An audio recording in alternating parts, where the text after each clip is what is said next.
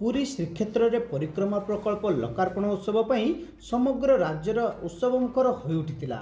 सेहिभଳି स्थानीय गांधी स्मृति भवन में ओडिया भाषा साहित्य संस्कृति विभाग, ओडिया संगीत नाटक एकाडेमी और बालेश्वर संस्कृति परिषद मिलित आनुकूल्य रे अग्रणी नाट्य संस्था स्रष्टा पक्षर जगन्नाथ संस्कृति तथा दर्शन उपर आधारित भावावेगपूर्ण नाटक जगबंधु हे जगन्नाथ मंचस्थ होइतिला।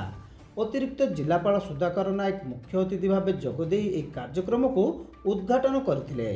ब्रिट अध्यक्ष तथा स्रष्टार सभापति आलोक कुमार साहू एतिरे पौरोहित्य करथिबा बेले नाटकर निर्देशक विशिष्ट नाट्यकार हेमेंद्र महापात्र एतिरे मंचासीन थिले। ब्रह्मनाथ रथ मंच परिचालना करथिले। ଏହି ନାଟକରେ ନନ୍ଦକିଶୋର ଦାସ ସଙ୍ଗୀତ ନିର୍ଦ୍ଦେଶନା ଦେଇଥିବା ବେଳେ ଅଜିତାନନ୍ଦ ଦେବଗୋସ୍ୱାମୀ ଏଥିରେ ସହଯୋଗ କରିଥିଲେ। ଭାସ୍କର ଚନ୍ଦ୍ର ଖିଲାର ଗୀତଗୁଡ଼ିକର କଣ୍ଠଦାନ କରିଥିଲେ। ସନ୍ତୋଷ କମିଳା ମଞ୍ଚ ସଜ୍ଜା କରିଥିବା ବେଳେ ଆଲୋକ ସଜାଇଥିଲେ ରବିନାରାୟଣ ଜେନା।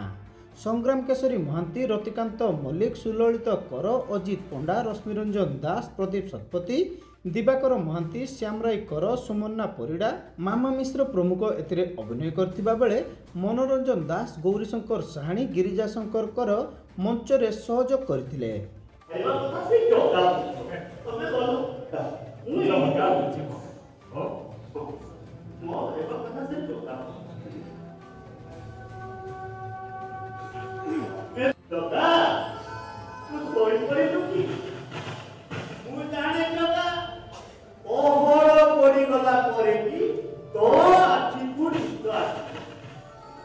संसार कीट पतंग ठारू हाथी मनीष पर्यंत समस्ते सोई पड़ा जाई तू सोई तथापि तू